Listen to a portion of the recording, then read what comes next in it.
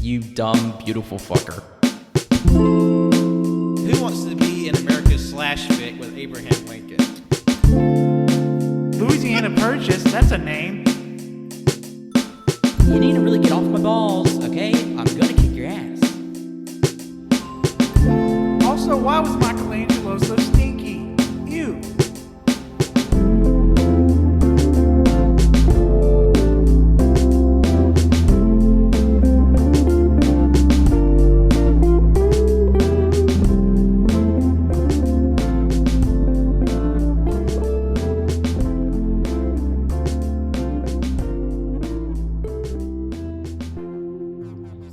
You just started it, like, just not saying go or anything. He did. Or they did. Sorry. Yeah, I think Jonathan's picking up a trick or two from Cajun Greatness. Just to fucking start playing it. Yeah, he'll do a bit where we'll be just like talking about random horse shit, and then we'll look over to him and he has like this wry smile. It's like, God damn it. Fuck. And it's usually something like we're talking about something pretty embarrassing too. That's where the gorilla grip pussy meme comes from. Oh, fuck. And of course that it upset some people's feelings. So Yeah, someone thought we talked about gorilla grip pussy too much. We had to put Jonathan in free speech jail. but I've been out for a while, and I have to say, freedom smells good. Yep. So actually, we had Jonathan put on a suicide squad of their own, but for people who say off-color things. Okay. Bailiff, walk their pee-pee.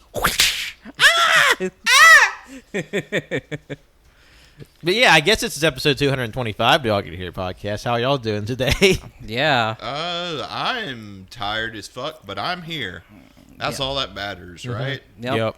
That's John, and I'm Wenzel. Yep. This is Pat, and we have a special episode for you today. If you remember, way back in the first season of AYCH, we had an episode talking all about our love for anime.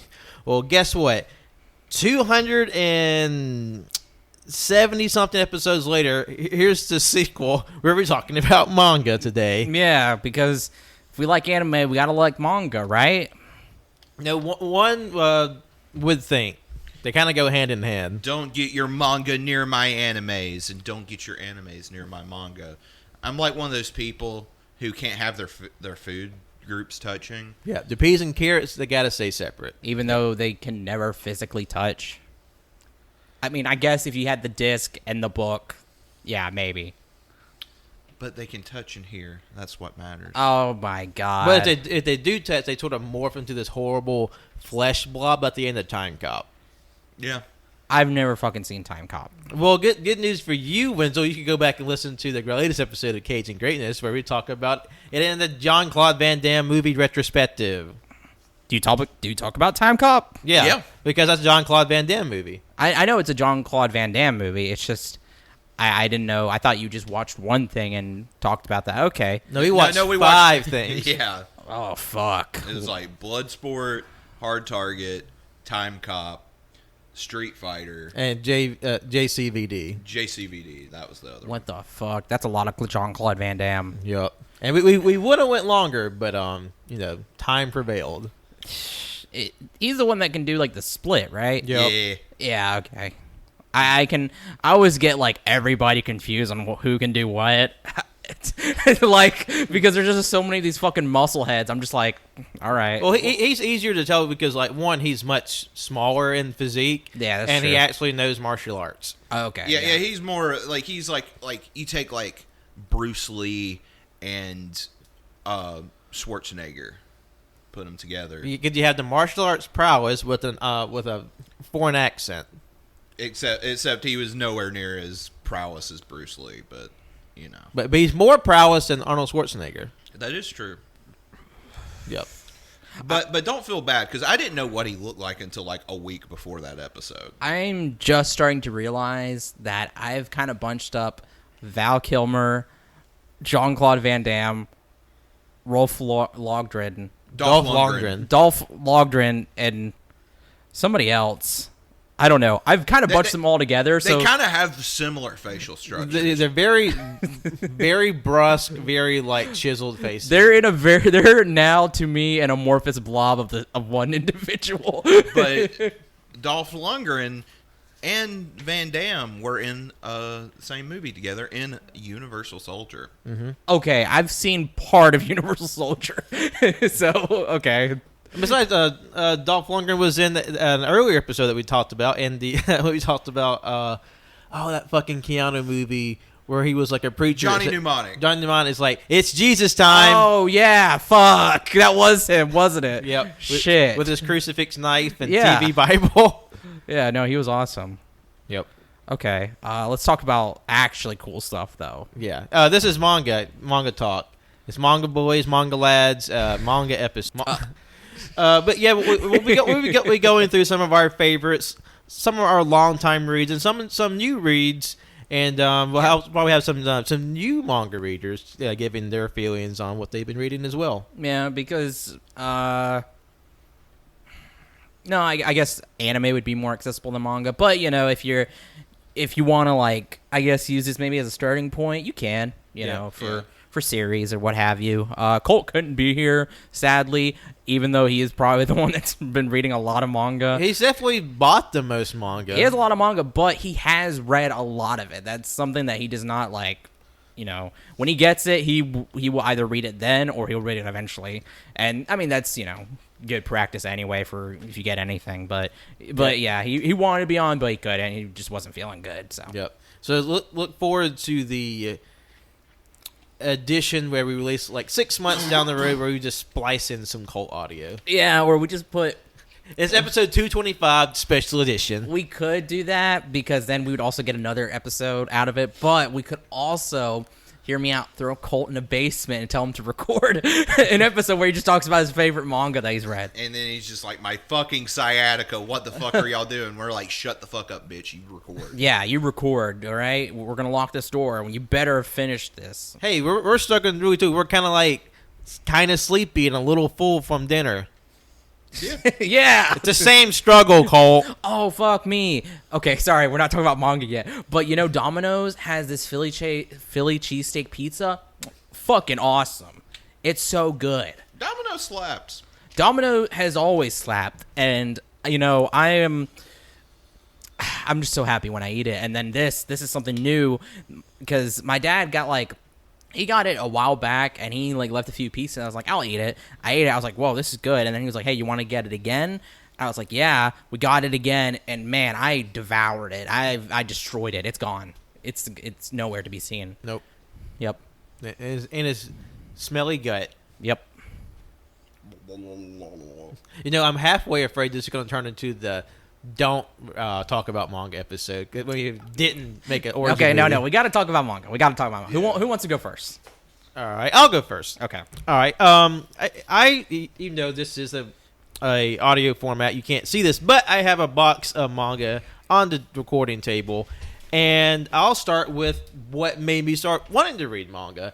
And I have this 3-in-1 recollection of Shaman King. This was a Shonen Jump series that came out in 2003, the first time in the States anyway. It came out, I think, between 1999 and 2000 in Japan. And it might sound familiar because we discussed it on our spring anime review, and I think it's currently just streaming on Netflix right now in America.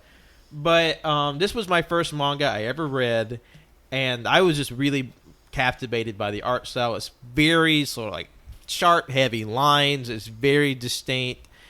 It almost feels a little graffiti in certain places, and it's basically just like this big tournament art of a series about different sort of shamans and magical practitioners from across the world fighting to become the ultimate shaman and earn the right to commune with literal God.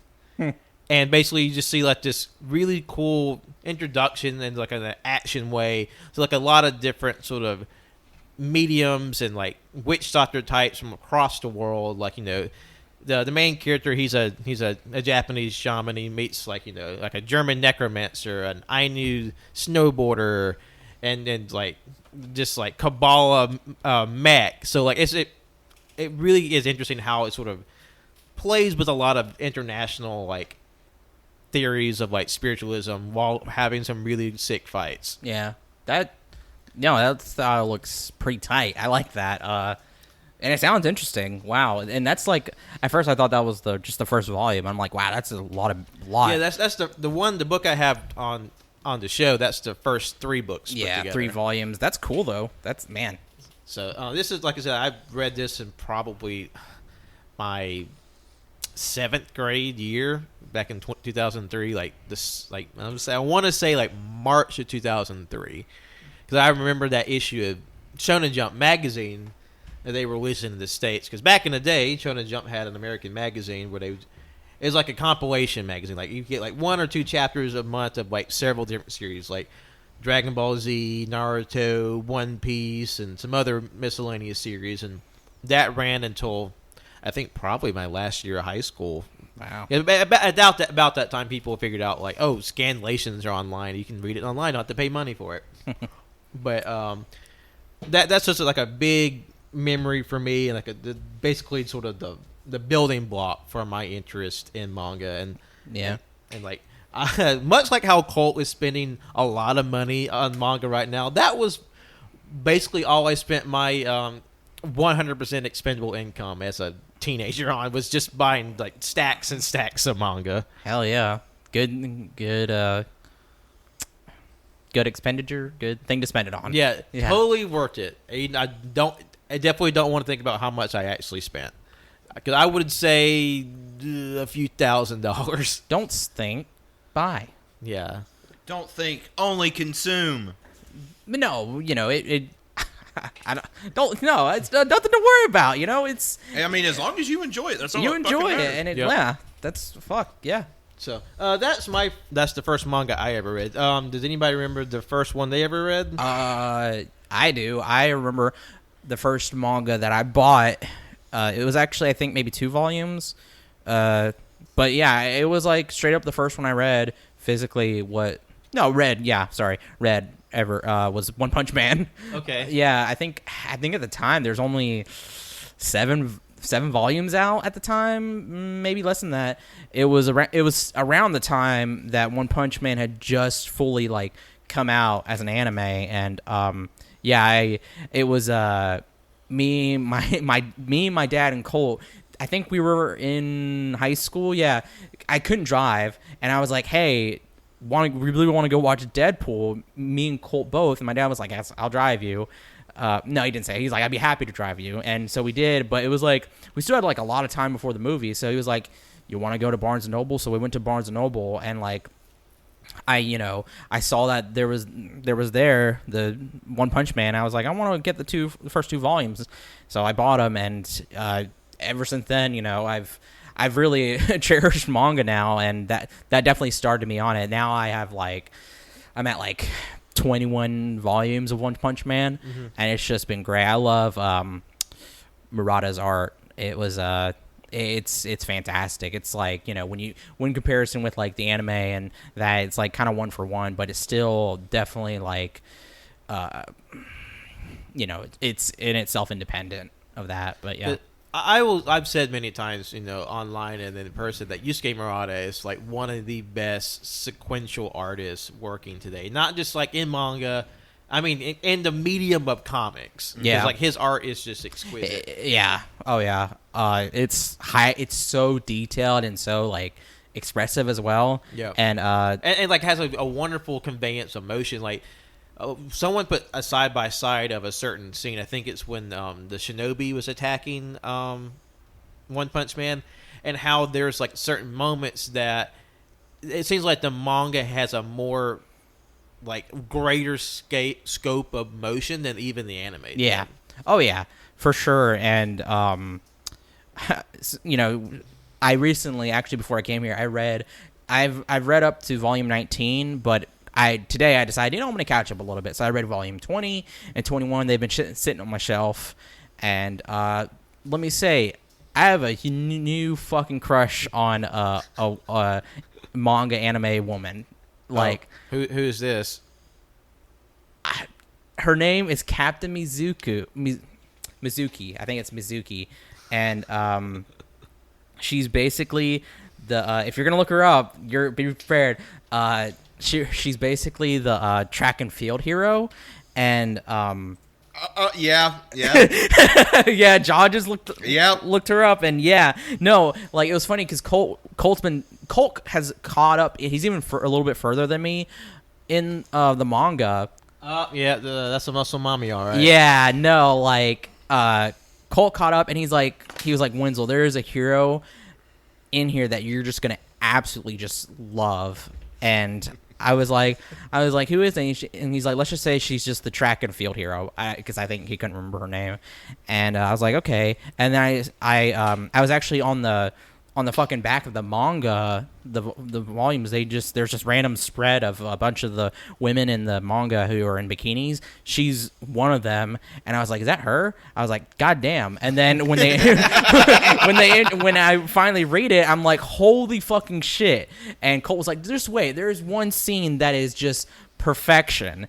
And I was like, Murata, you fiend, you know me. You read my for some reason this literally the author literally made this scene just to do I cannot fucking say because it's so good. It needs to be experienced for anybody else who is just who sees or knows this character is horny for her, because Jesus fucking Christ, no, legit, because no, when almost every time she popped up, I had to stop. I kept every scene she's in, she just steals the fucking show. I've taken so many pictures because I'm just like, Jesus fucking Don't Christ. expose yourself too much, Wenzel.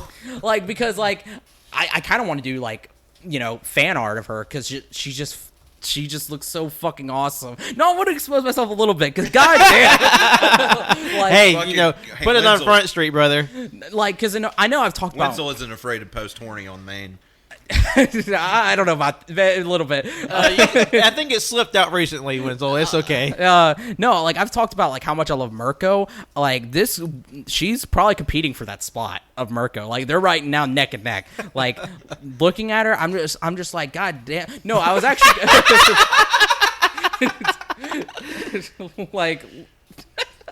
no, I'll show you. Hold on. Look at this. God. You don't have to actually look at them, but that's just almost all of them are just scenes of her. Yep. It's like 8 by 5 pictures. All right, you didn't have to fucking do that, but no, I'm just kidding. I'm just kidding. Too far. Because look at this. Look at that. That's literally on the back of one of the issues. I'm like, god fucking damn, Wenzel's Googling One Punch Man girl swimsuit poster. Well, no, sorry, I'm kind of flustered because no, I mean, when I saw her, I was like, oh my god, this is fucking crazy. No, I was sent a message to Colt because I sent a message saying Colt, my dick is about to fly off my fucking body right now. Jesus fucking Christ, what the fuck? Why did you do this to me, Murata? And also not only that, she's really fucking cute, and like I said, she's really fucking strong. I really do like the action scenes with her. Yeah, he reads it for the action. He reads it for the plot. Oh yeah, because the plot is thickening quite a bit, actually. I don't think that's the only thing thickening. Pushing my love aside, pushing that my feelings aside. One Punch Man right now, where it's going, I really need to get Volume 22 because where Volume 21 just ended off, it was a pretty big hit cliffhanger, and I'm curious to see where this goes. Because in this most recent volume, I'm not going to give too much away. We kind of get to learn more about some of the S-class heroes, if you remember them, and it's pretty fucking dope. Yeah. But anyway, that's my shtick. Sorry. So John, first manga. I don't remember which one I bought. It was one of two, but I remember the first time ever seeing manga. It was 6th grade. This was around 04, 05. And this was right around the time Naruto was hitting the States. And there was a kid I was kind of friends with. He was kind of an asshole, but he had the first volume. Yeah.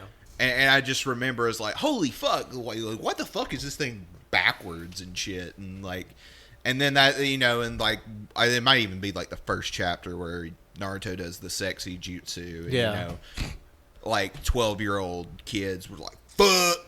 Yeah. No, that's definitely a big adjustment if you go from like reading American comics to Japanese comics. How like there's a lot more.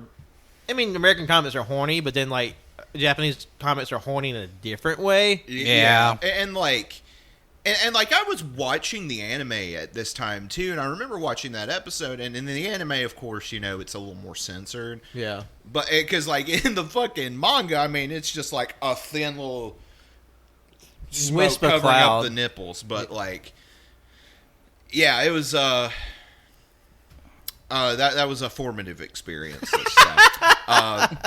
But as far as the first volume I bought with my own money, it was one of two, and the one was Naruto. It was volume 4. Yeah. And I remember that distinctly because got it at Walmart of all places, and I remember when Walmart used to have manga.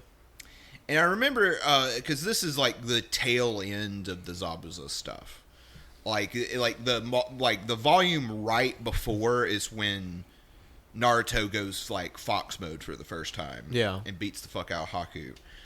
And I remember like flipping through it. I remember in the anime when Kakashi does Lightning Blade for the first time, and you know it's kind of violent, but like you know his hand like stops at Haku's chest, but then fucking in the manga like his hand is through he his ran chest, him through. blood everywhere. I'm like, this is the most violent fucking shit I've ever seen. And if it wasn't that one, it was unfortunately a canceled person's manga, Rurouni Kenshin. Because the mangaka's a fucking predator. But like open the first page to the first volume, and it is the most horrific shit you see. Like it's literally just like Kenshin slashing through like thousands of dudes and blood's everywhere, and it's like it's definitely an adjustment to go from like not only just sort of like I guess the sexual content, but like the level of violence. Like that's probably why a lot of people in their young age sort of like maybe once to discover manga, they really gravitated because it has like all these sort of base like things that people are like, you know, sex, violence, and you get that to like an exorbitant degree, and like I would say in a certain era of manga, because I feel like reading manga back in the early 2000s as it was coming out, and then reading manga now, like there's definitely sort of skewed down sort of the violence and sexual content with like some few exceptions in certain age brackets. But like it is sort of interesting to see that how mainstream manga quote like Shonen Jump stuff has sort of changed over the last almost, I guess it'll be almost 20 years since I started reading. Oh yeah, like definitely. And like with that manga in particular, like I'd watch the anime when it was on TV every now and again. But like with Naruto, the Naruto example, it was nowhere near as violent. Most of the time, you wouldn't even see what happened. It would do like the flash, and then they would like do the sword, and like someone would like, ugh, you know.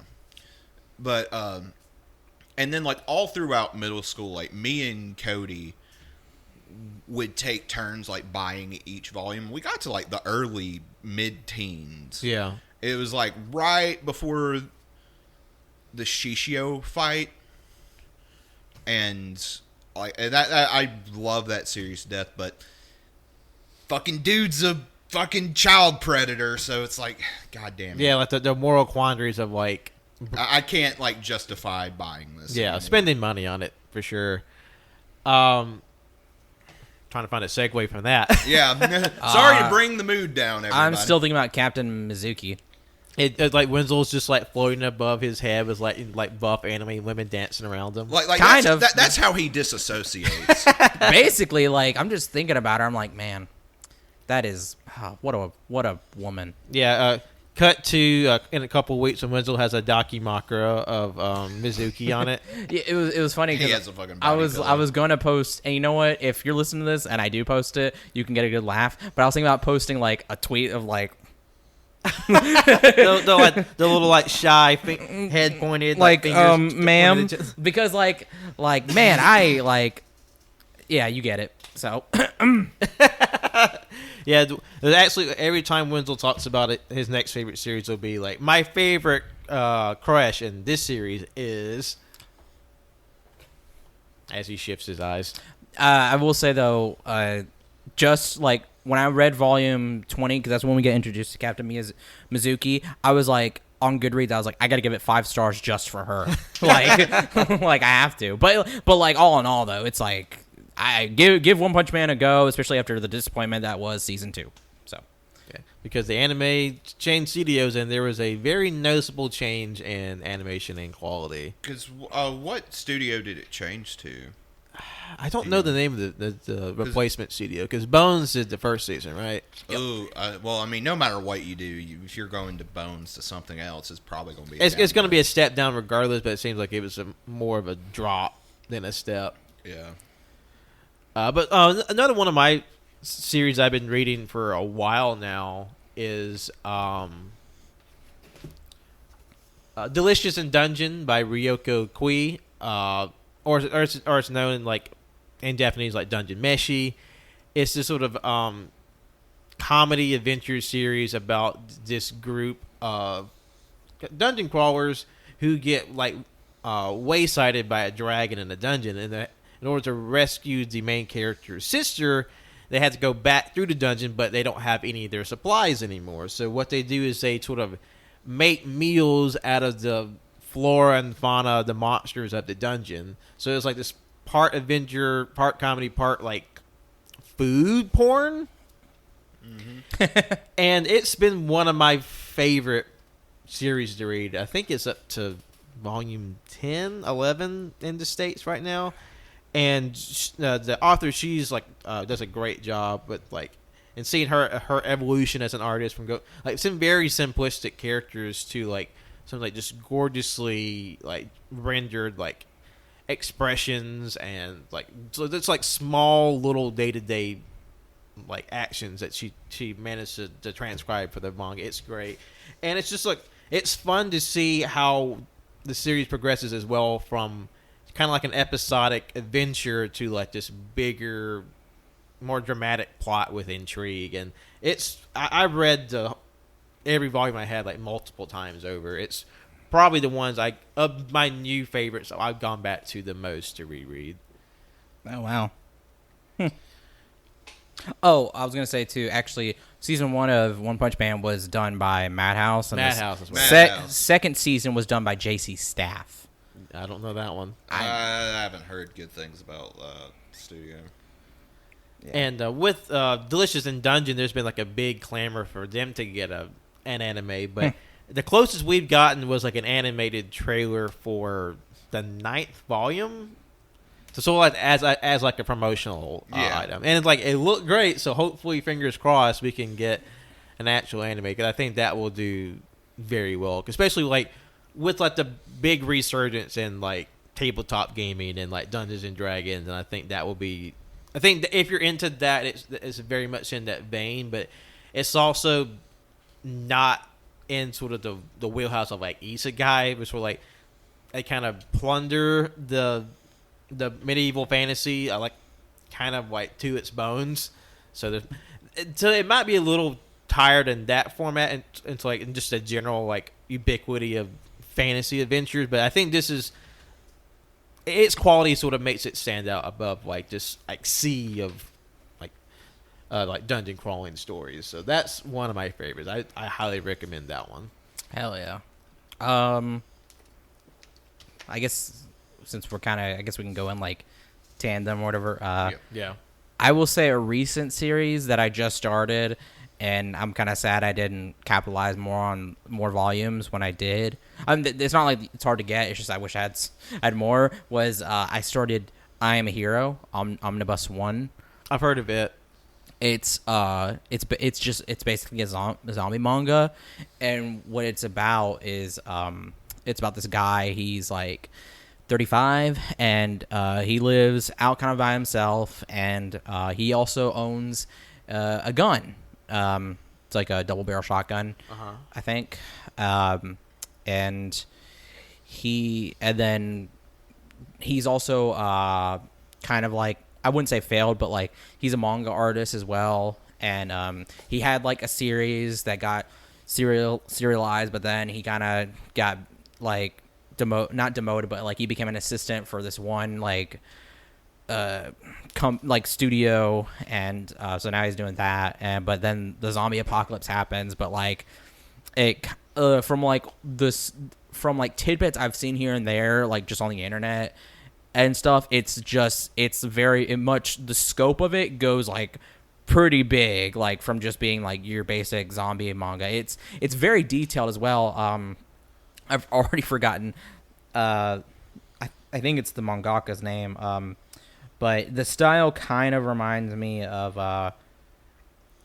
Goodnight Pun Pun. It's like Okay. Yeah, with like kind of like the mannerisms and expression and the level of detail in it. It reminds me of that, of Inio Asano.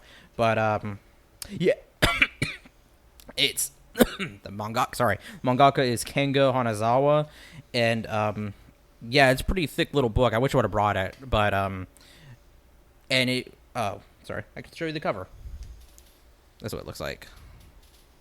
Okay, because I had heard of I'm a Hero, but like, I guess I was confusing it with another series, because I thought I recall the cover being like very like kind of like graphic and intense. Although I think I might be confusing it, or like at the very least conflating it with another zombie manga, which I know is probably of a different quality level, which is like, what was it, High School of the Dead? Oh God, that's totally different. I'm trying to think of what else I can say about it.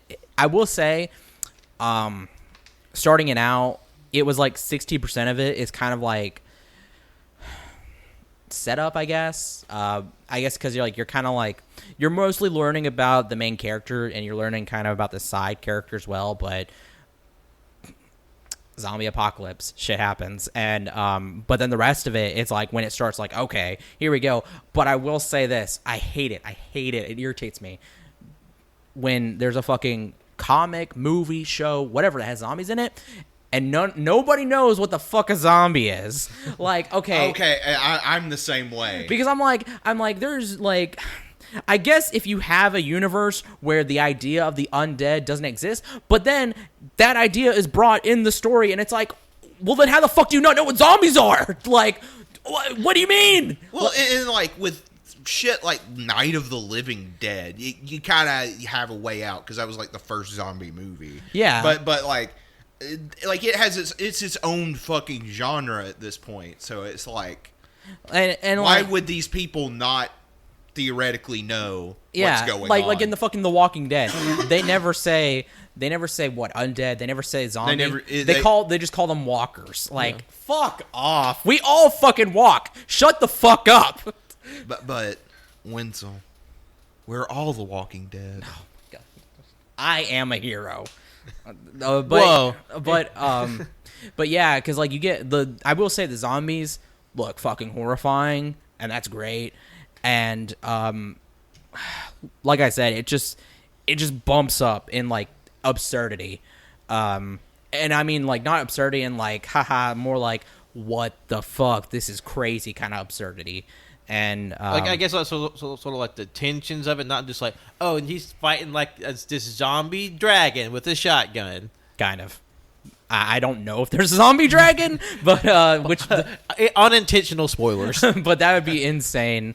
Yeah, it's. But I will say, like, for that, like, first like 60% of setting up, it's building tension, and it works, because when it does hit, it's like, you know, it's just like any kind of zombie story. It's like, oh fuck, scary. So I give it a go. I think it's published by Dark Horse. Okay. Yeah. Because Dark Horse still has a manga imprint. Yeah. So yeah, Like the first run of Berserk was through Dark Horse. Yep. Yeah, y'all are coming up with some more obscure shit. I'm a basic ass bitch when it comes I mean, to this. it's fine. Nothing wrong. Really, like I didn't really start reading manga much until probably within the last year or so. Yeah. And I started that out with JoJo Part 6 because like I blew through the anime in like pretty quick time. And then, I waited a few months. I'm like, fuck it. I'm just going to read Part 6. Part 6 is fucking great. Anime's coming out soon. Pumped. So, yeah. December. Like, fuck. But it's going to be weird how Netflix is going to do that distribution. Are they going to drop it all at once? I mean... It sounds like they're going... Or are they going to do, like... a simulcast? Okay. Because like, I've heard they're either going to drop it all at once... or simulcast, but it's ahead of the Japanese release. Like Netflix will get it first, and then it comes out on regular Japanese TV. Okay, that's weird. Because I remember me and Colt were talking about it. He was kind of weirded out by it. It's like it'd be kind of weird if they dropped it all at once, but whatever. But we'll see. Yeah, and it's still David Productions doing it, right? Or do we? Or what's the studio? We should know the studio. I think it is David Productions. I mean, it looks like. I mean, it looks like Part 5. So yeah, or Part 6. Yeah, yeah, it's really fucking good. Like I will say, like some of the stands are fucking weird in this one. So yeah. I'm really excited because I keep going back and forth to like, do I wait just a few months to watch it or do I just read it now? Yeah, that's fair.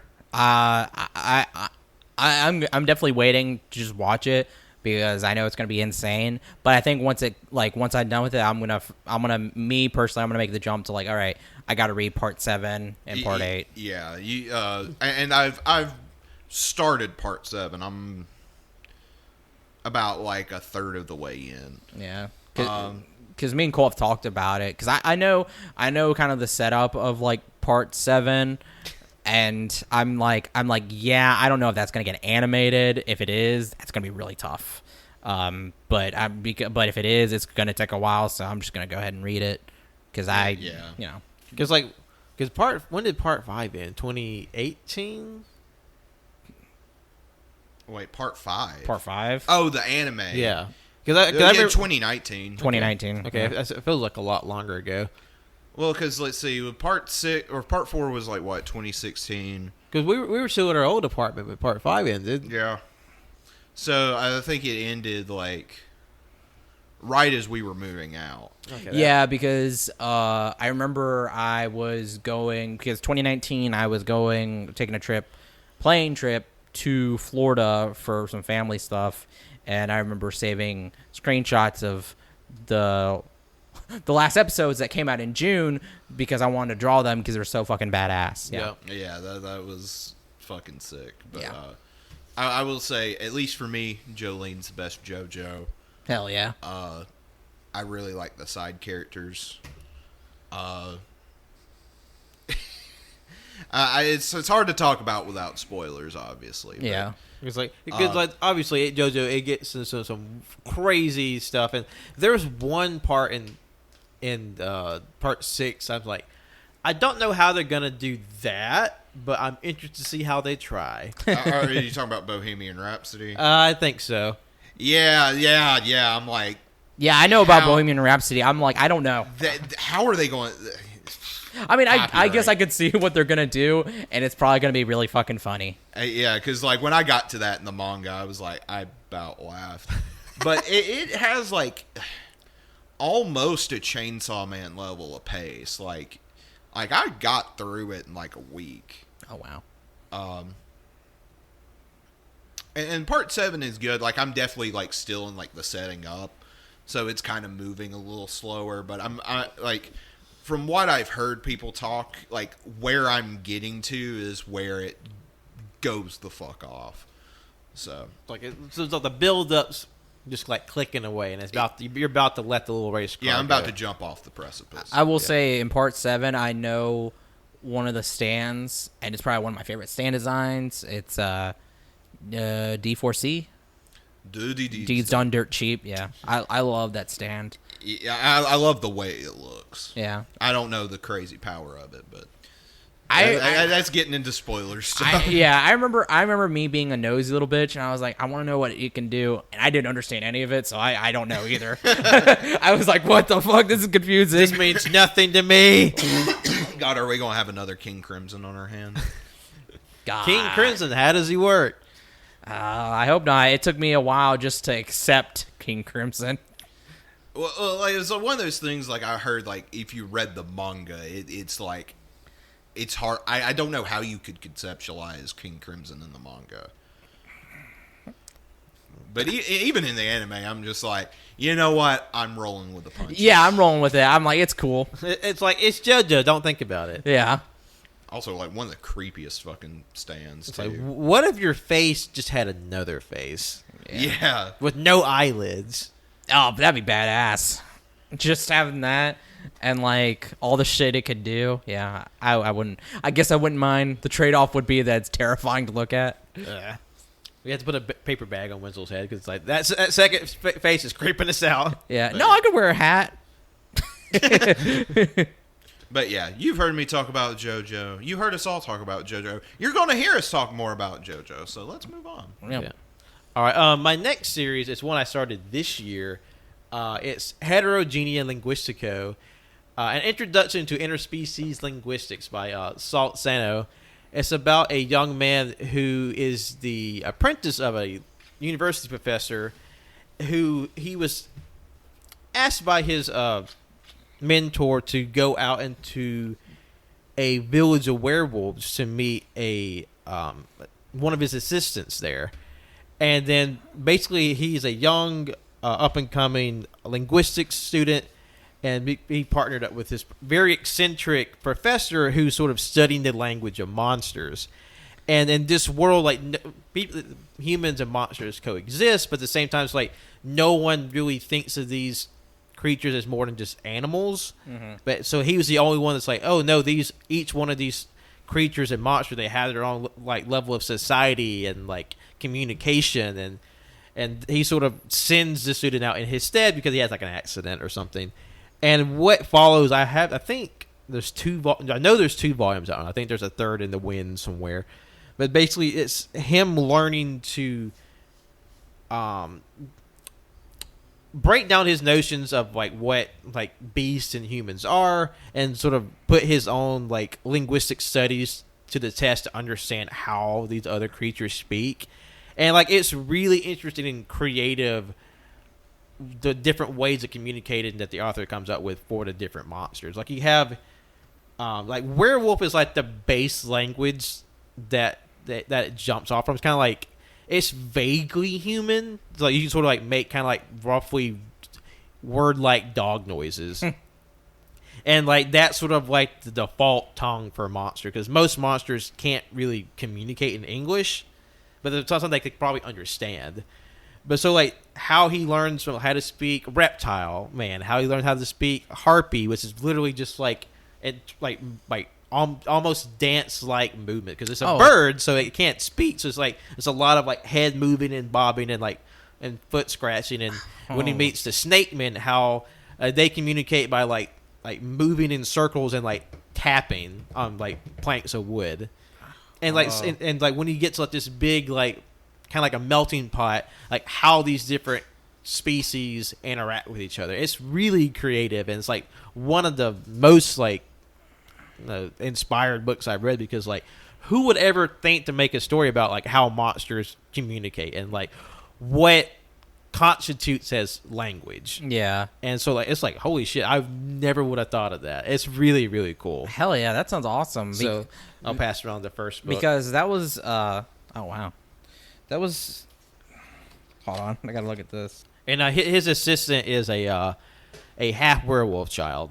Okay. Wait, I don't know if they're, I think they're called werewolves, but it's more closely just like a wolf man. Ugh. They don't transform. It's just giant worm. Hell yeah. I just see that. Wow, that's cool though. Yeah, I was gonna say one thing I wish movies, shows, or whatever explored more. And a trope that I hate is that like they'll have these different creatures, right? And they'll be monsters, but like what is the like where's like, and they'll be like they'll call them beasts, right? And it's like, okay, they're beasts, but like does that mean they're less than human? Like, what does that mean? Like, and then like, they can communicate, they can talk, and there's always nothing that addresses like, okay, what should we consider them? Because like, there will come a point in time, we might eventually meet aliens or whatever, and it's like we can't just sign them off as being like animals, because we're all animals and we're all like beast. Well, I mean, there's animals on Earth now that have the same, or they claim have the same level of intelligence as we do. Like something approaching like human level, what we understand to be human level consciousness or like intelligence. But like when they have like a completely different physiology, like they still find a way to communicate, and like finding how to like bridge that language gap is what this series is about. Yeah, and like that little beast child is cute as fuck. Oh, she's really cute. Yeah. She's a little unnerving because she's just like always staring at people. I guess because like dogs don't. That's what all those fucking dogs do. Dogs don't really. Well, of course, dogs blink. They like their eyes are open a lot longer than people. They don't blink a lot. Yeah. But yeah, like I don't know. I just wish like there was more exploration of like, hey, like these things that we've considered monsters. They're not monsters. Yeah. They can speak. They just don't speak the way we do. Like, and that deserves respect and understanding. Because you can just apply that in general to like a lot of things in life. Yeah. And like I just wish there was more of that distinction than saying, oh, it's a monster, but oh, it can talk, but oh, it's still a monster, so it needs to die, or it's an animal. But it's like it's an animal that can talk. What do you do about that? Yeah, it's an exercise in empathy. Yeah. So it's really interesting. I think one of my favorite interactions is when he encounters a slime.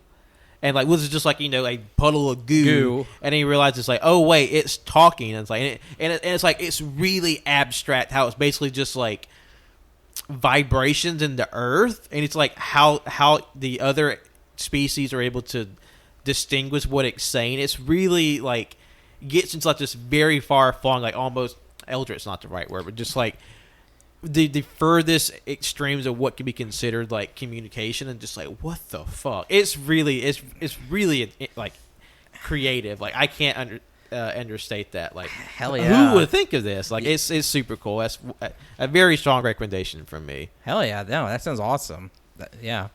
I guess in terms also of another recent series I've read is Goodnight Pun Pun, and I know me and Cole have like recommended that wholeheartedly because it is fantastic. It's mangaka is Inio Asano, fucking great, and if you go to Barnes and Noble and want to buy it, it's always going to be wrapped up just because the content inside, like a lot of sexual and violence, trigger warning.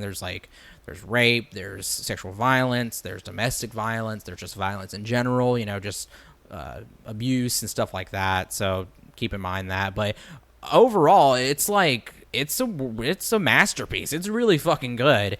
And I think I've said this in my review, like it's like up there with being like, I mean, all of this is like literature, but like I guess in terms of like just like the quality or whatever you want to say, it's like it's up there with being like a literary classic, I guess. Yeah. It's fantastic. The art is great. He just very funny, very fucking funny. I will say that too, especially with Pun Pun.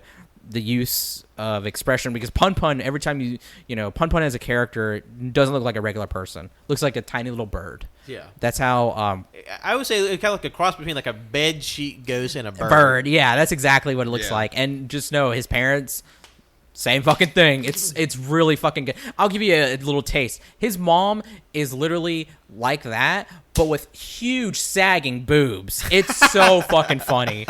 It's so funny. And just also too, when Pun Pun gets a new hairstyle and he's supposed to be like really cool, but like he's still a kid, it's just a little swoop.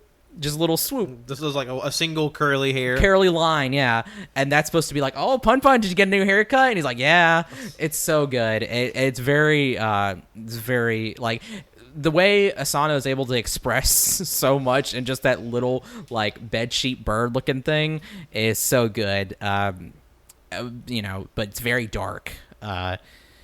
Oh, fucking. Never mind. I've already stated the trigger warnings. Yeah, I give it a go. I know Colt let you borrow. Yeah, I have the first two of those, the big volumes. Yeah. That's probably gonna be the next one I read. I just gotta. I'm like, every time I like pick it up, I'm like, am I ready for this? Yeah, no. It's like, I'm gonna wait. It was so when wait till I'm in a better mental place. The only reason why I heard about it was there was this artist I follow who just likes a lot of like, dark kind of weird stuff, and that was a recommendation. I was like, oh, like, and the picture was like this man with a caterpillar looking head with horns. I was like, what the fuck? Like, that looks cool. So I got it and I read the first volume and I was like, whoa, that completely drained me. I need to get the other ones. And fuck, it was like. I read up till the third volume and I stopped for like 2 years. And then it wasn't until earlier or later back this year, Colt read it. And I think he finished it before I did, obviously. And I was like, I guess it's that time. So I just gotta finish it. I bought them and I just read through them in a day. I was like, I gotta finish them because it's just, I know where it's going. And I'm like, yeah, I just gotta get through it. And yeah. And it's so funny too because when I look up Reddit stuff about it, because I'm curious about like the conversations around it, and like people are, it's like interesting how like people draw parallels with like other like just novels and stuff. And it's like, if you like this, you need to read these books. And I'm like, hell yeah, like I'm very much interested in like these studies of like characters. I'm trying to think. I can't remember who it was by, but they recommended a novel called No Longer Human. Not like the manga I got you for your birthday that one time. Yeah.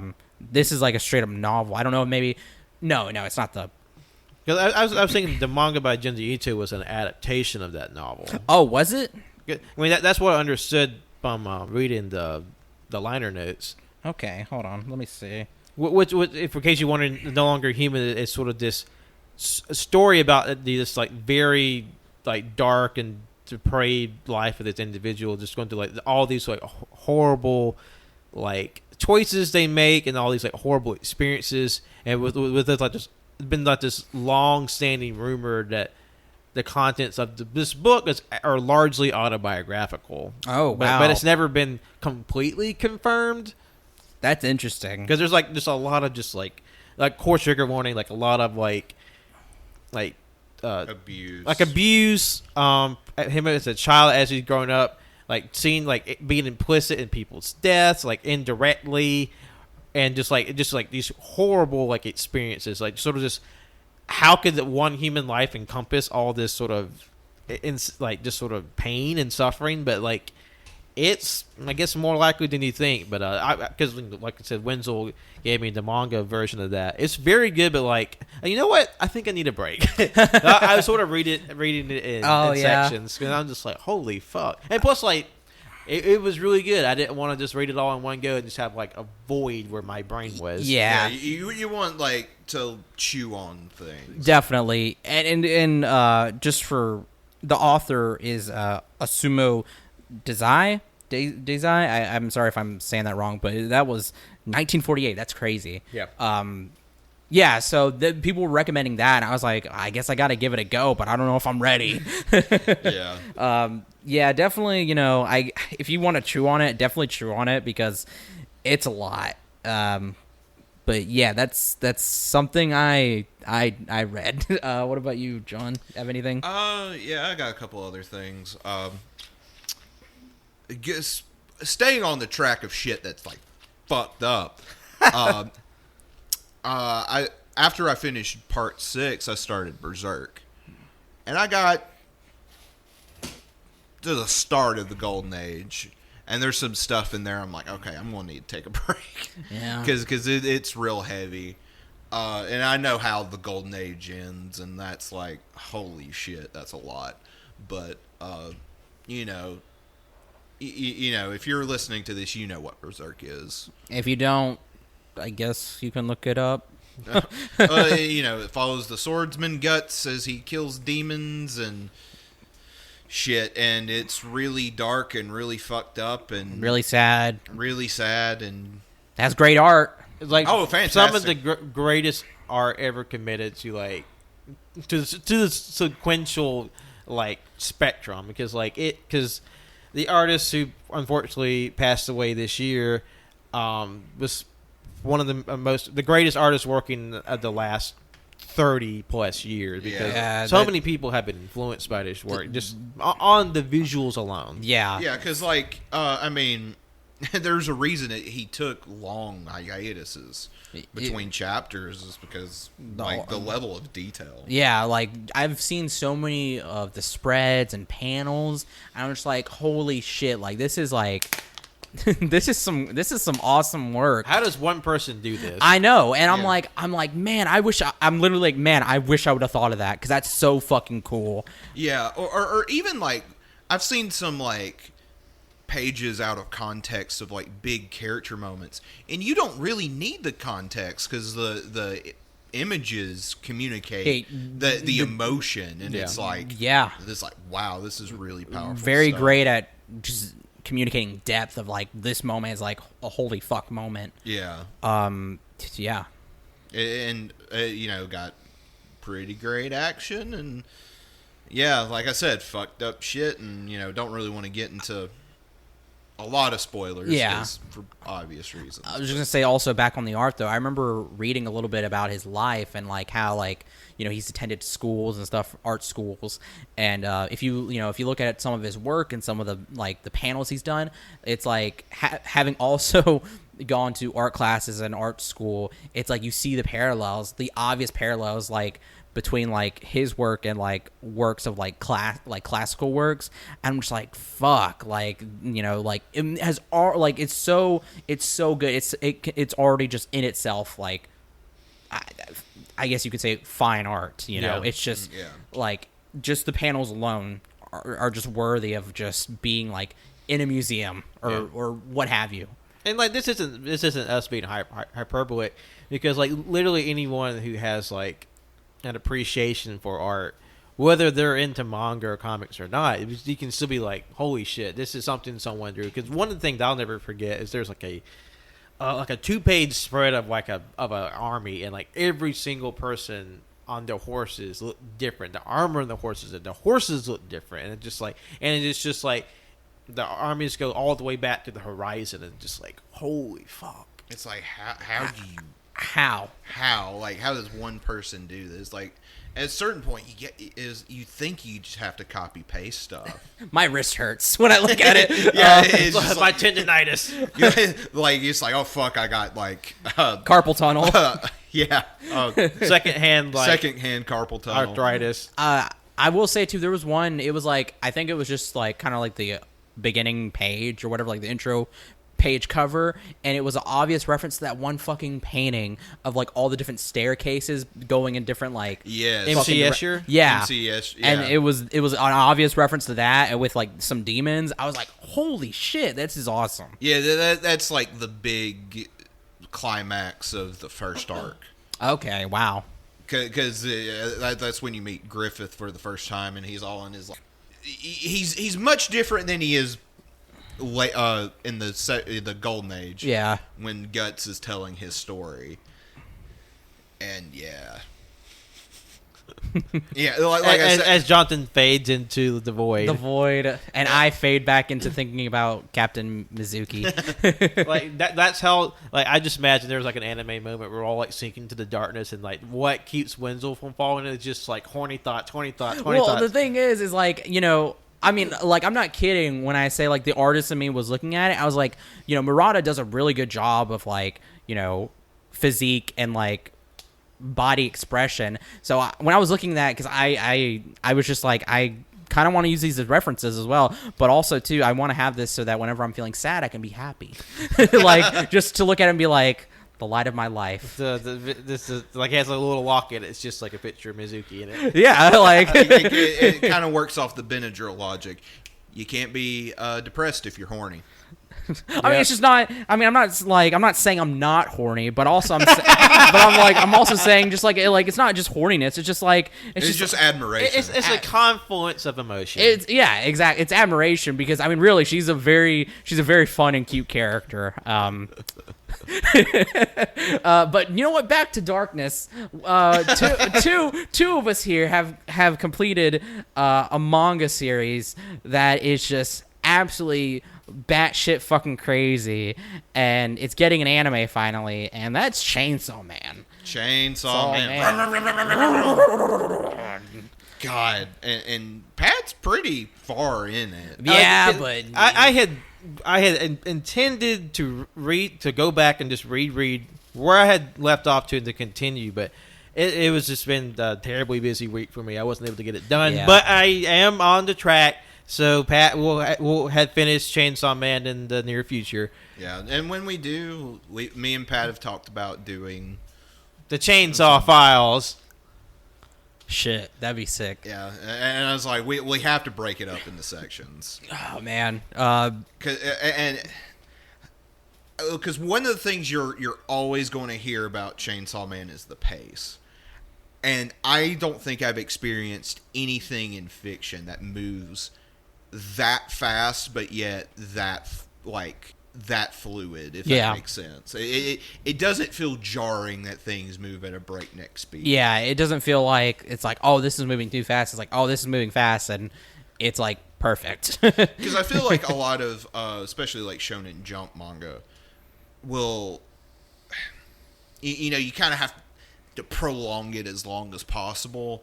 So I think there'll be times where like arcs or fights will overstay their welcome, but everything in Chainsaw Man is just as long as it needs to be. It's to the point, and the gut punches fucking hit. Yeah, no, it's just I don't know what it is with Fujimoto, but Fujimoto just has his way of storytelling is just like. Again, another like fantastic just mangaka who's just like knows how to, like you said, just pull off just like how long something needs to be and just how to destroy you. And I would say I love Fujimoto's art so much. It's like it's up there when I say like also like when I was praising Miura's art as well for Berserk. Like it's up there. It's just. It's high. It's like high art. It's fantastic. I mean, there will be these panel spreads or just singular panels. I'm just like, this belongs like in a frame somewhere. Yeah, when I was hang reading this panel in the Louvre. Yeah, when I was reading it, I was taking screenshots, and I saw your lock screen. Oh yeah, yeah, I have that saved on my phone too. Where like, and that fucking part of the manga is but the fuck wild. Too. Yeah, it's like it left an impression on me. Like holy shit, because that is really the point of no return. Like where Pat is like, yeah, like this is the start to where it ends up, but like when it gets to that, it's like nothing is the same. Yeah, no, it's just, oh my god, because that scene, like, that is probably, I say this because there's another scene that comes in later that I'm just like, it's either that scene or the one I have on my phone because, like you said, I was screenshotting it just because I just love to, like, where I love to look at these other, pictures to be happy, I look at this to be terrified. Yeah, because it's like... I almost Lovecraftian. Yeah, I loved in this moment to feel just in complete, just defenseless awe of being consumed or destroyed by something that I have no possibility of fighting against. Yeah, and then there was this one page I took a screenshot of, and it's of a really minor character who's only in like a...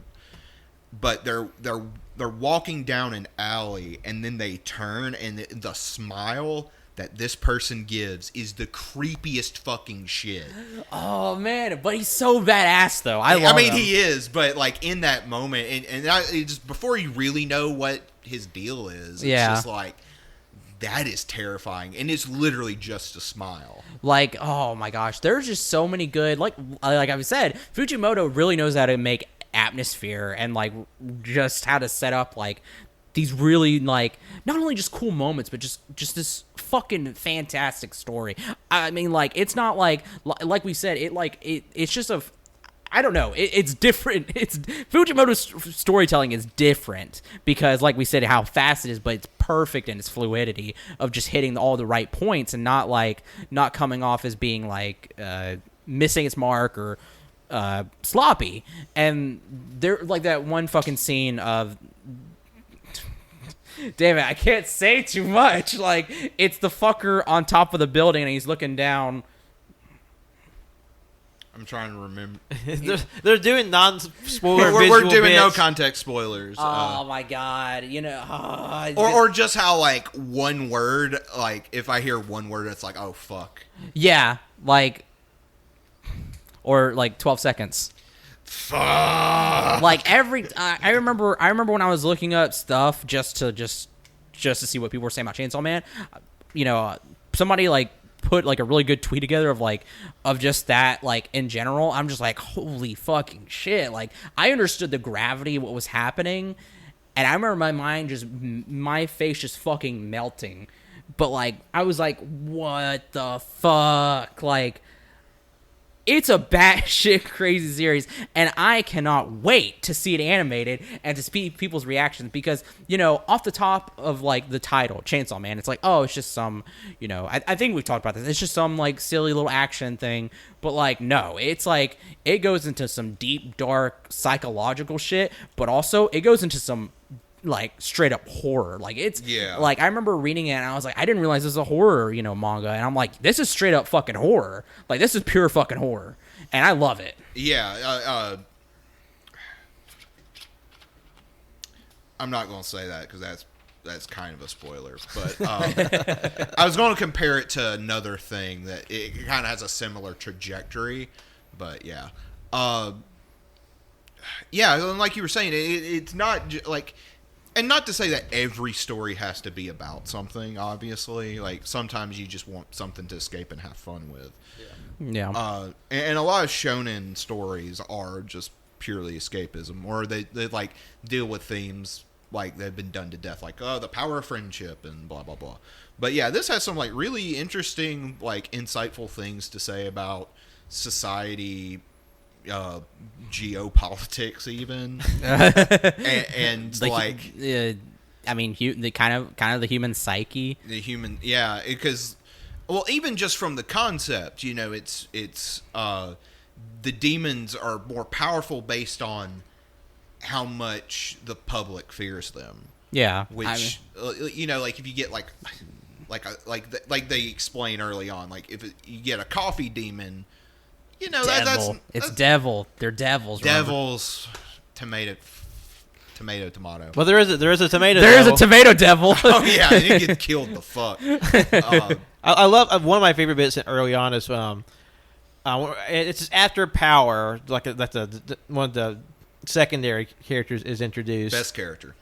And there's like one of, like, the basic, like, low rung devil hunters. They're like, yeah, hey, I just saw a sea cucumber devil, and I know exactly what you're talking and about. like, you know, I'm trying to get it pinned in. It's like, like, they keep trying to explain, like because of phone connections back there, in like a phone booth, and then it's just 2 pages. You see the cucumber devil, and you see power attack. It's fucking good. It's fucking good. There's also a really good bit too where they have one of the devil hunters has a devil, and they're like, what is this? And they're like, I guess it's the grape devil? Like, doesn't even fucking know. Yeah, and even, like, this, I guess we'll say, like, early spoilers, but, like, the Eternity Devil, where they're, like, in the, like, same staircase or the same, like, floor for, like, section. days. Yeah, because it just loops, which is, like, that kind of in itself is abstract because, you know, that means that, like, because the devils also are physically present, but also they're kind of like, you know, shit. You'll find out some shit late. Just read it, or watch it, whatever. The whole series is out and available. Like, on it's in its completed state on the Shonen Jump app, which will probably inadvertently plug, not a sponsor on this episode. It's $2 a month. Literally, I read the entirety of Chainsaw Man in like 3 days. And like not with the Shonen Jump app that has like all of, most of their big series, a lot of the currently running series and the Japanese magazine. So you get like a ton of manga for $2 a month. $2, yep. And Chainsaw Man, 97 chapters, really fucking quick. Which is like, in terms of like shonen manga, that is absurdly small. And for what it does, that's insane too. Yeah. It's completely like, it's not like, it's weird because when you see it, it's like you wouldn't believe this is a shonen, manga. Yeah, because it's definitely a shonen battle manga, but it's very different. Different, and also some of my favorite monster designs ever. There's some pretty sick design. Even just Chainsaw Man himself, it's just like, I love how you get sort of your base interest, like, oh, this has got a lot of just like brutal, grisly violence, and then and also like some really just like harrowing psychic attacks on your life later on in the series. How we talked about earlier, how it's on the surface like an escapist series, and then it just goes into like the fucking void and doesn't come back. Yeah. Yeah. And like a lot of the monster designs would remind me of something you might draw. I mean, the thing is too is that like after reading it, it's like that's influenced me so much, even more, and like. Yeah, because I was drawing it. I was like, damn, I wish I could have thought of this. Or damn, like, we kind of have like, I don't know, just similar like, ideas of fucked shit to draw. Fucked up stuff to draw. Yeah, go read it. Yeah, yeah, I recommend it. Last no context spoiler. A completely visual bit. Completely visual bit. What is it? Halloween. Yep. There we go. Yep. All right, everybody, we're going to take a break real quick, and we'll be right back with some more manga banter. Hang tight. Vroom vroom.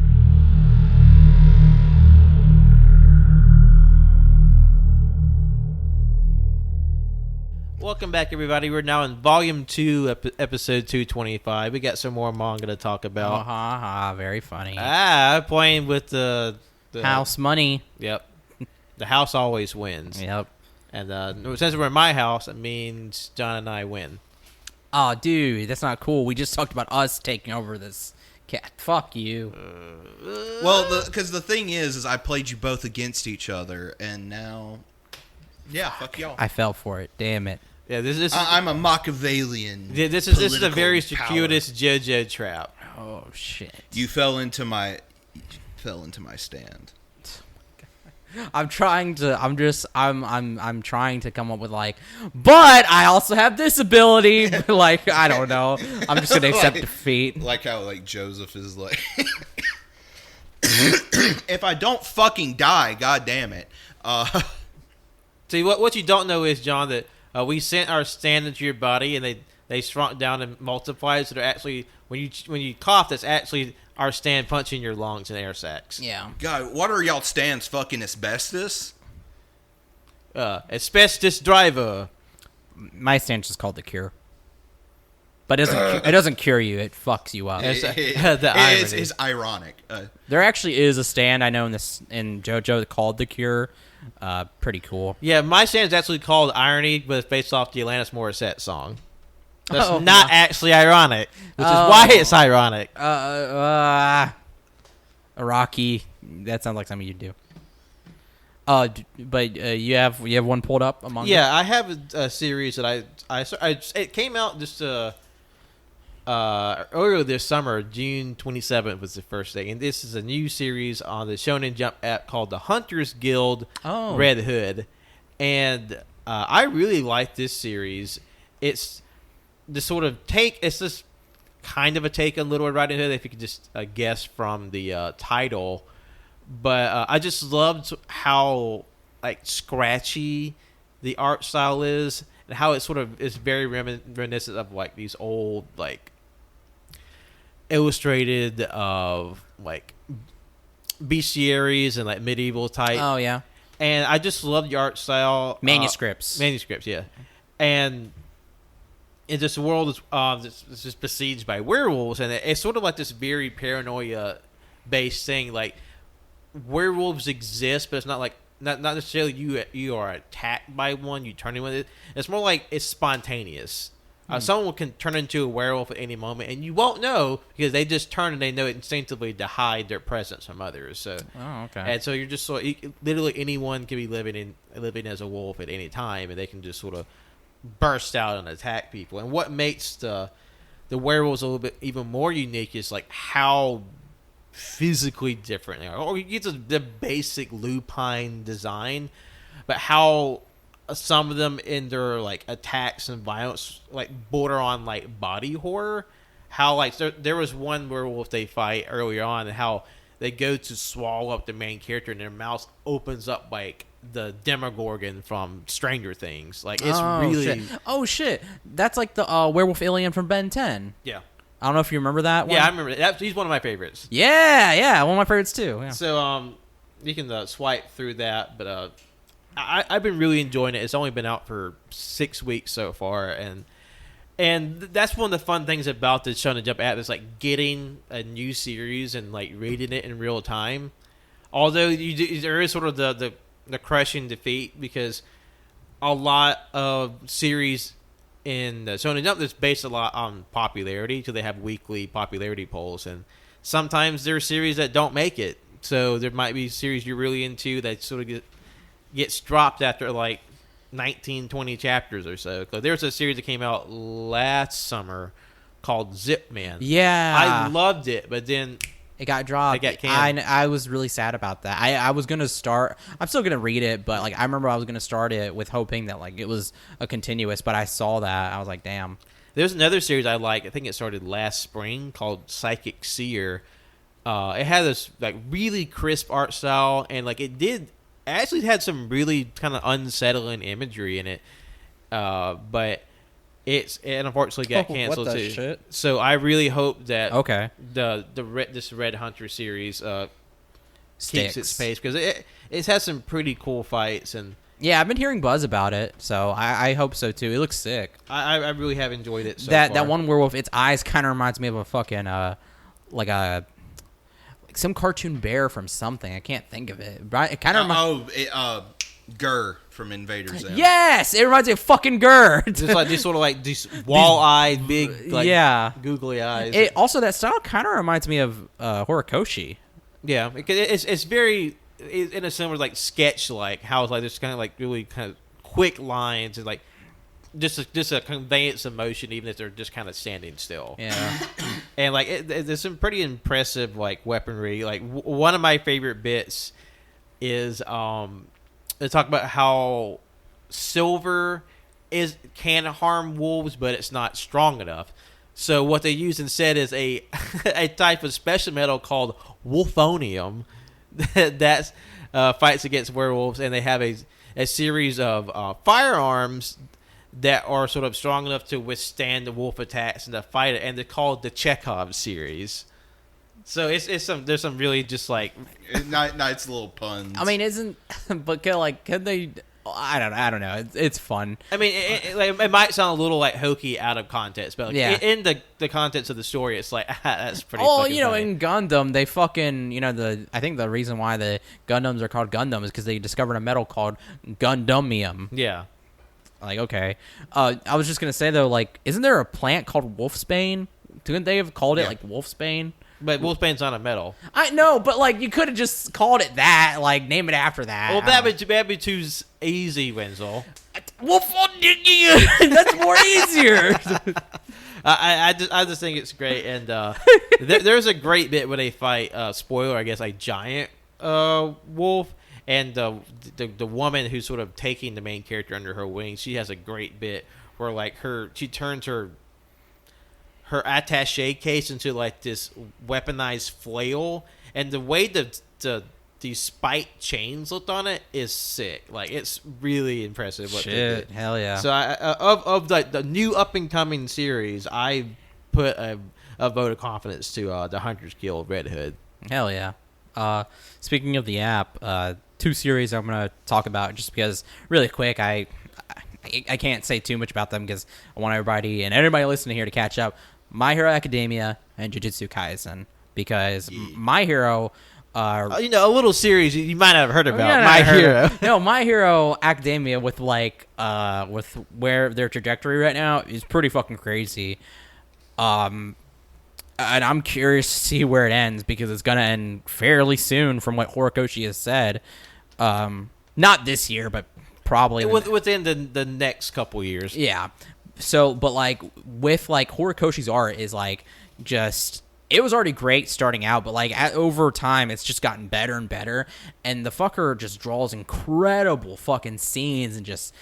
I really love Horikoshi's art again, like Fujimoto. I love it, and also I think Horikoshi's doing an art exhibit or something where some of his art, some of it's actually My Hero art, is being shown off. It's really cool.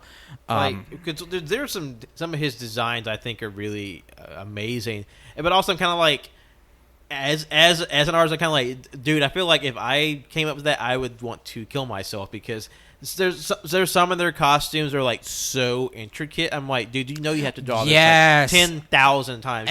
And when he does fucking shadows too, he does cross hatching. Yeah. And I don't want to say it's perfect, but it's kind of perfect. And I'm just what the fuck? Because there's one moment where Bakugo gets an upgrade with a bunch of artillery shells and grenade shapes all over. It's holy fuck, dude! How do you draw that 100 times? Okay, see that's part of actually that was just a cover page. He actually doesn't get any of that. Yeah. He just did it where a bunch of the characters, he gave them a fuck ton of upgrades, like you said, and Jesus Christ, it's so fucking detailed, exactly like what you were saying. It's crazy. It's just the level of extra, and plus that might be just for the looks, or oh, we're gonna make this into a statue, and you're gonna spend $80 on it, and you're gonna like it. Yeah. But yeah, it's I will say too, if you've been paying attention, if you've been watching it, just know it gets dark, and from where it's at, it's getting even darker. It's really fucking good though, especially with the anime finally I think, because I don't want to say too much of a spoiler, but I remember there was a pretty big kind of a hubbub, especially for me as well, about this, was that there was an arc that was supposed to be up next in the anime, but they swapped it. And people were like, that's kind of weird, but now looking back at it, I'm like, okay, that kind of makes sense, because with what's coming up, it's pretty dark and high strung. Yeah. It's called it's the villains arc pretty much, because the villains are very much an essential part of this story, and we got to know what's going on with them, and there's quite a bit that's happening. So the next arc is going to be exploring that, and I'm so excited. I'm ready. We're gonna get hopefully some next level shit scene. Yeah. Because it's gonna be crazy. It's gonna be wild. And because I have heard there's an upcoming art where with a increased focus on the villains, and while I am not caught up, I've been hearing sort of whispers and it goes off. It goes off for sure, and I'm really excited for everybody to see it. You get a little bit of hints and teases of it from what's been going on, but we're gonna hopefully fully see it. The most recent episode too is actually gonna explore another thing that's kind of sad, and I'm trying to think if there's anything else about My Hero. Yeah, go read it, go watch it. It's great. Mirko, obviously, love her to death. And then also too, I should say I'm also caught up on My Hero Vigilantes. It's actually now finally getting back to being good. I remember I went out and bought the first volume, and then I was like, oh, I'm gonna buy the other volumes too, and I was like, wow, this was a bad purchase, because I don't like I don't like any of this. Well, I don't like this middle portion, so whatever. But it's starting to get good again, yeah. And but anyway, back to another big main one, Jujutsu Kaisen. If you've watched the anime, you know how fucking incredible it was. And right now, listen to our non-canon files about Jujutsu. Listen to our non-canon file about it, because it's great. And then the manga, it's definitely adheres to some Shonen Jump tropes, but overall, it is not like any other Shonen Jump, and it is fucking awesome. It's brutal. It's dark as well. Give that a read. And I forgot his name. The mangaka. Akutami, sorry. Akutami. Yeah. They were on a break recently, but now they're back, and let me tell you, with the most recent chapters, hell yeah, it's been hitting pretty hard. But I will say, though, I don't know if it's now just Shonen Jump implementing a policy now, but as soon as he came back, there was actually a break right there where when he came back, also a bunch of other mangakas, artists, and authors and stuff, they also put out their chapters at the same time because they forced everybody else to have a break as well. And then there was actually a pretty big gap between the next chapter, and now there's even another gap. And a lot of the chapters and stuff for My Hero, Jujutsu Kaisen and stuff won't come out till towards the end of the month. So I wonder if now they're gonna they're starting to instill actual policy for breaks. So now there's it might just be 1 or 2 chapters a month, and you know what, that's perfectly fine. Yeah, because as much as we love manga here, especially for the series that are currently running, they keep an intensely frenetic schedule, just how much they work in a single day. Granted, they have their assistants, and that helps mitigate some of the work, but still, it's a lot of work to produce 20 plus pages of a comic a week, and they're just and they work 6 days a week, and then 1 day off to rest, and they keep the level of detail that they do. Yeah, it's a lot of work, and so I hope especially after what happened with Miura. So hopefully that will be. I mean, there have been untimely manga artist deaths over the last several years, but you would hope with each one, especially as someone that's as a titan like Miura, just be hey, take this shit seriously, because I've read many stories about some of the older mangaka that are still around, how some of their younger back in the day when their contemporaries would brag about, oh yeah, I stayed it for 3 days straight and I did 100 pages. That's rad, right? And then all those dudes did that, they're dead. Yep. And it's definitely harrowing, but hopefully something like that won't happen again. I should say another series, my last one, I just wanted to mention quick. It's not really a series, sorry. It was a one-shot book that I actually got for Christmas a few years ago. It was Junji Ito's Cat Diary. Oh, I love Cat Diary. Yon and Mew. I read it last night, and fuck me, it's great. It's so fun. I was laughing every fucking chapter. I was laughing. It's so funny. And the fact that Junji Ito just adds his horror twist to very mundane and cute things is great, because it's such it's not high stakes at all. It's just adds perfect it's very these sort of mundane day-to-day experiences with these 2 house cats he has, but just the level of personality he injects into them. And for someone who's known for being one of the preeminent horror comic creators or horror figures in general, for him to have such a endearing and genuinely funny story, it's just it's a side of him you don't normally see, and it's really disarming in how good. And honestly, it has a few emotional beats as well. Yeah, it's definitely.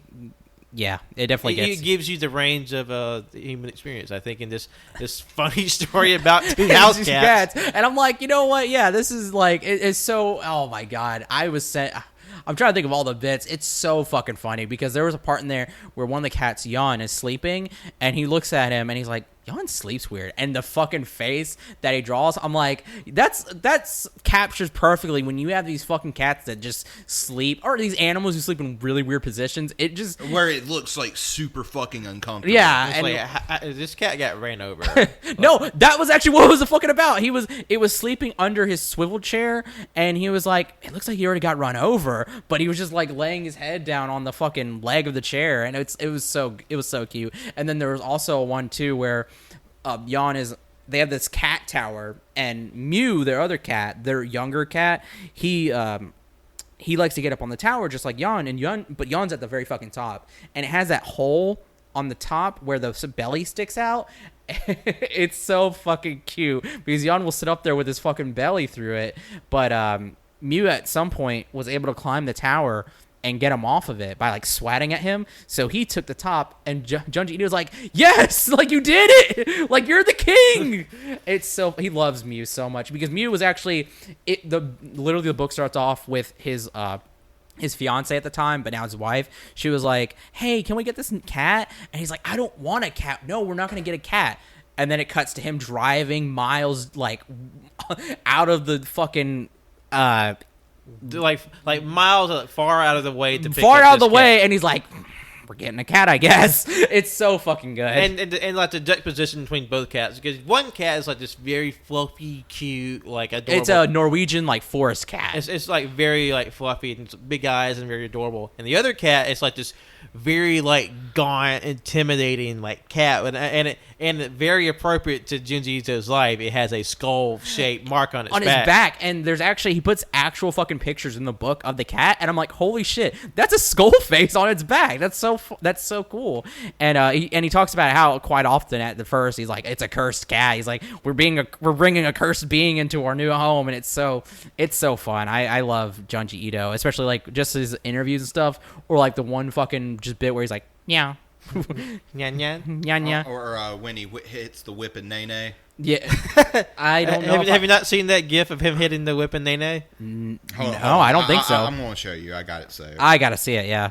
Because like there's also like a intermittent YouTube series of Junji Ito reacting to like popular horror. Yes. Yeah. Horror like characters and imagery from the internet. Like, there's one where he saw Siren Head for the first time. Yeah. He's like, that's scary. Yeah. All right, we have Johnson showing the Junji Ito doing What the fuck? That's awesome. hitting the whip and nay. That's great. I love him to death. Fuck yeah. Yeah, no, this was just this was a nice, neat, cute little thing. I recommend anybody to pick it up. It's so short. It's very brief. It's a one volume book. Yeah. So yeah, that's all I have for manga. But yeah. I like a couple of rapid fires. One of the series I was really excited to get this year. It is the collected edition of Shotaro Ishinomori's Go Ranger series. Basically, Shotaro Ishinomori, he's the man who invented not the overall genre of tokusatsu, but what we know tokusatsu today with Super Sentai, with Kamen Rider, and with this book, it's the original manga for Himitsu Sentai Go Ranger, the original Super Sentai team, because it started off as a comic and that he wrote and drew himself in the 60s, and like what blew me away is just like the level of like detail and like energy and excitement, because because manga back in the 60s, like even comics, it was fairly simplistic in its designs and its story, but like what he manages to demonstrate is like, holy shit, as simple and cartoonish as these stories look, it's like I would still be like, holy shit, this is incredible, because like there's a lot of great like 2-page spreads of like military and like vehicles and attacking, and like the Go Rangers themselves like fighting, and I was like, holy shit, this is amazing, and you really see him for the master that he is, and while there might be some story elements that seem a little maybe like quaint or trite to this day, but you realize everything has an origins somewhere, and like for him to be like one of like a preeminent manga artist of his own right, and also being like the forefather of like an entire like genre of like Japanese television and like Japanese pop culture, it's incredible to think like one man is sort of the genesis of it all. And like just wow. And like reading this for the first time, it's incredible like how it's the simplicity of the story and the characters belies like. Were you using this as a bookmark? Yeah. Oh, sorry. I have a case in greatness. He also has one for Shaman King as well. No, yeah, because like I'm sorry because it fell out. No, it's fine. I just kind of stuck it in there. It wasn't like keeping in place. Oh, okay. Yeah, by the way, because Shimmy made like a fuck ton of Cage of Greatness cards, and they're kind of just everywhere. Yeah. The Go especially at the Winfrey Hotel. Yeah, if you're in the Winfrey Hotel in Birmingham, there might be a little surprise waiting for you in the nooks and crannies of that building. Oh, that wow. we didn't put there. That's illegal.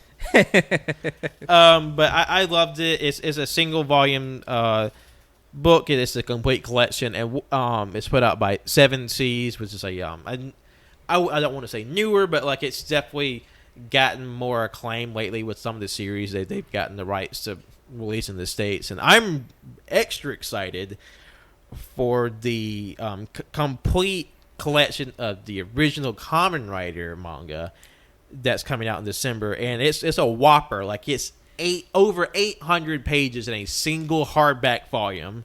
Shit. And Okay. the entire series, I'm like, shit. You can use it as a doorstop. You can use it as a martial weapon.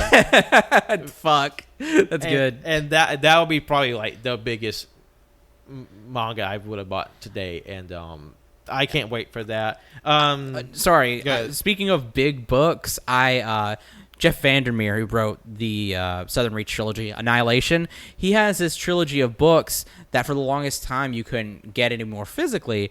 So then it was actually turned into an edition where the 3 books were put together into this huge hardcover, fucking, like you said, like door stopper book that I think is literally the biggest book I own. It's so fucking big.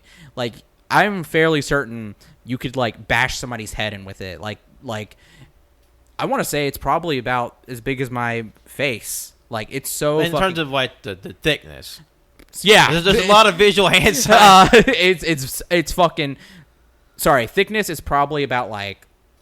I don't a lot of hand motions, Winslow. It's thick. It's thick. It's double. It's thick with 2 C's. Triple C's. Yeah. Maybe 4. Maybe 4 C's. Okay, don't get carried away now. It's thick, but yeah. Anyway.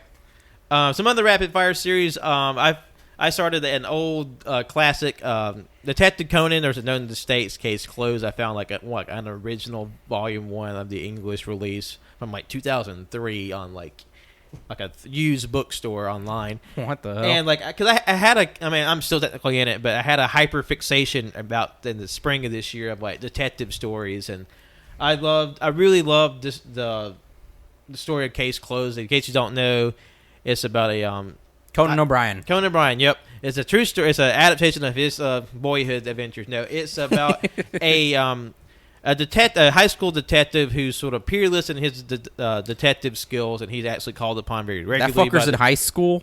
Huh? That fucker's in high school? Oh, I'm getting to it. He, as a detective, he's in high school. He's asked to assist on police cases a lot. But due to his snooping and his inquiring mind, he runs afoul of a certain group of people who poison him with a type of pill with a 50% chance of killing him and a 50% chance of shrinking him to a grade schooler's height. And guess what happens? Fuck? He shrinks to the size of a grade schooler. So he has to pretend to be just a young boy with a keen detective mind, and because he's trying to distance himself from his older self, because he realized that would inquire the danger upon his loved one, that they realized he was still alive. So he sort of assumed this new identity as Conan Edogawa, named after 2 of his favorite detective writers. And Conan O'Brien? Yep, Conan O'Brien. Wow. and it's a long-running series, well into like the 90s of the volume. So like, while it may be a little like kind of like kind of mystery of the week, and the larger sequential plot gets stretched out over very piecemeal way.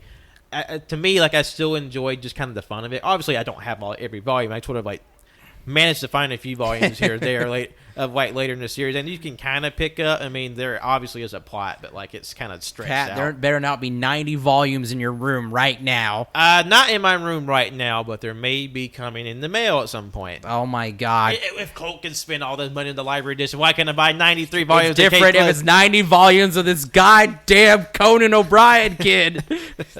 No, but this is an old series I kind of found a new affection for the first time, and hell yeah. Another series that I started this year was Die Dark by Q Hayashida, the creator of Dorohedoro. I've mentioned this before. It has sort of the same gross visceral monstrous art style of Dorohedoro, but it's set in space, and it's like just like even more like silly and slapstick than the original Dorohedoro. Wow, this is heavy for something this small. Yeah, it's a dense book, but I really loved it. It's really disarming how like just brutal and gnarly some of the characters look, but like everything is just nonsense. It's just like silly action and like misadventures. Like some of this shit looks like death metal covers. Oh, for real. Yeah. Like imagine if like H.R. Geiger was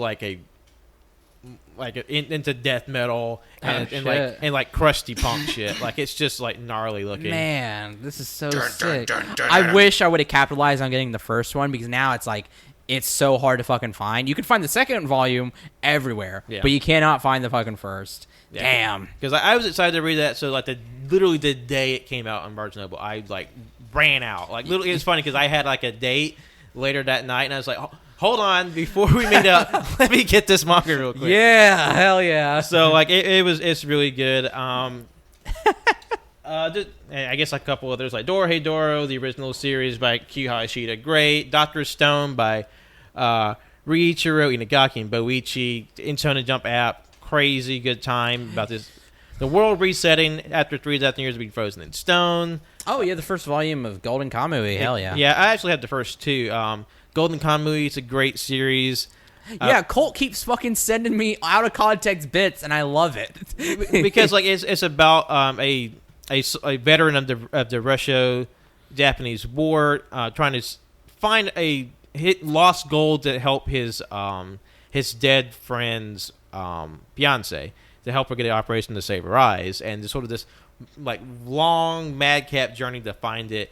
And one of my favorite things is there's a lot of homoeroticism in it. It's so fucking good, and it's just like you have this brutal dark shit, and then you just get these really just nonsense moments. Because there's one famous bit where like they're cooking otter, and apparently there's a scent when you cook otter, apparently that kind of like makes people horny, and like there's like 5 dudes in a tightly closed off cabin, and they're just getting like drunk so off otter fumes fucking and like horny, really horny for each other. And it's just so because one of them faints, and they're like, oh man, we need to open his shirt so he can breathe, and it's one of the guys like, take off his pants. No, take everything off. Like, and like one guy he has like a super tight shirt, and it just pops up. I lost a button, and like his chest hair puffs out.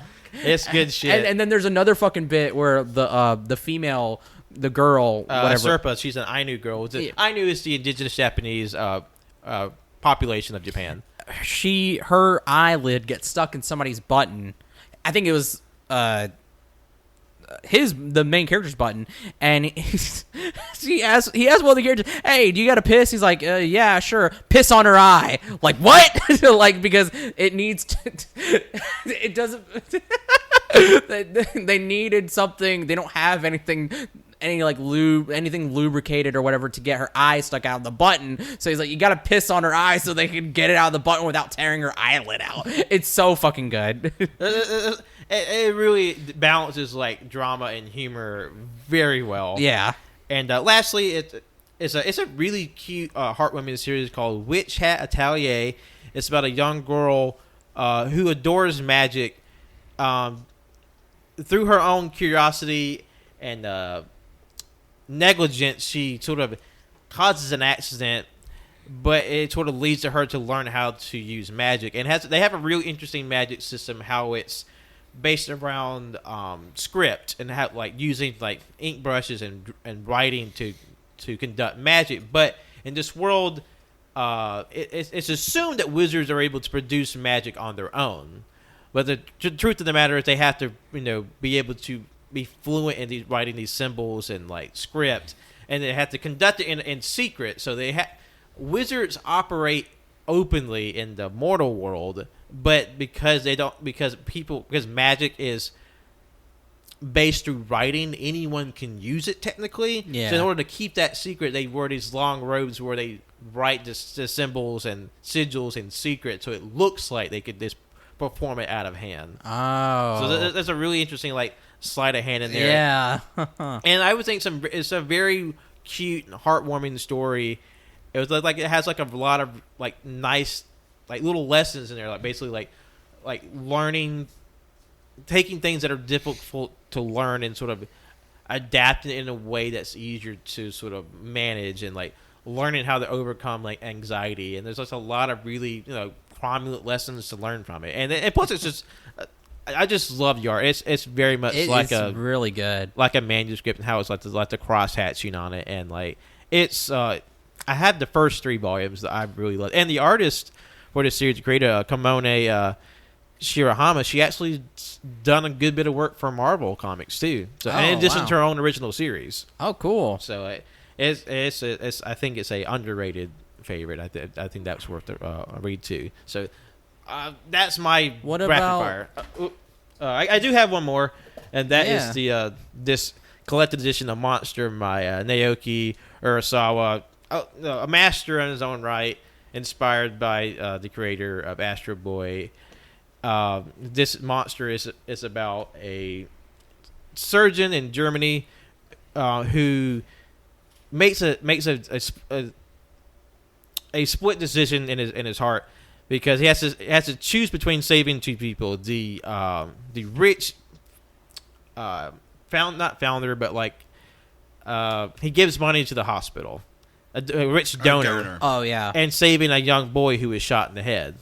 So he chooses in the moment to save the young boy. But this isn't a spoiler.